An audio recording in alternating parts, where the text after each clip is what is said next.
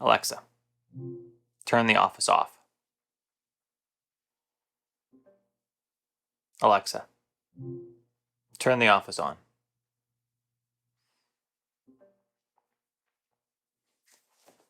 Welcome. Today we're going to talk about this little build behind me here. You can't see, but there's another one just above it.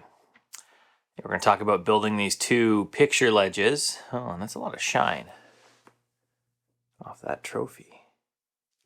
There we go. Building that picture ledge back there, which took two rows of toys off my shelf and let me have another bookshelf. Buckle up. Now, I built this on the same day I built my magnetic Visa mount. This was a really quick build in comparison. This probably only took me like 20 minutes. Yeah, about 20 minutes to build. So its components are a 1x3, a 1x2, and a 1x6. I ended up cutting them down into two separate shelves, so I cut them down into 3-foot lengths. And then we took the 1x3 and screwed it to the 1x6, with 1x3 being the backing board that goes against the wall. Then I nailed in the 1x2 and stained it, and that's really, we're talking about the whole build there. We mounted on the wall, and then we came to the LEDs. That was actually the trickiest part. The reason you don't see a little blue glow in the second shelf right now is because I'm still waiting for parts. And the reason you see this cable running on the shelf right here is because I'm still waiting for parts. So I've cut way more LEDs than I need to. I've made mistakes on them. I just didn't understand. I don't even know. I just made a bunch of mistakes. There's soldering that's going to be involved now. So what I ended up buying was a monitor set of LEDs that were 4 strips of LEDs with connectors.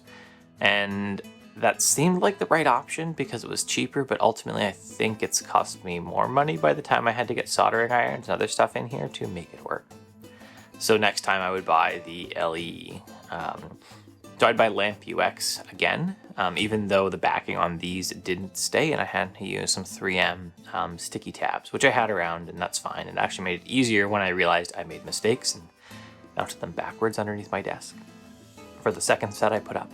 And yeah, they're backwards, so they didn't connect to the controller properly, and then I cut them. And then when I put the connectors in, I missed part of it, so part of it wasn't connected, and then I thought it wasn't working, so I stripped it all off and flipped it all around. And then I realized that I'd probably just not connected it properly to the adapter. So we're still going to finish this build up in the next week or two, and I'm going to put the LEDs on the top shelf. They're actually already mounted, but I'm going to get them working probably Friday. Today's Thursday, so tomorrow I should get my soldering kit, and I'll have to solder in an extension. Then I'll have to paint it and hide the wires. The hiding the wires will be the interesting part. If this was my house, I would actually probably put a hole in the wall and hide the wires that way, but this is not my house, this is a rental, so I think I've got enough holes in the wall already.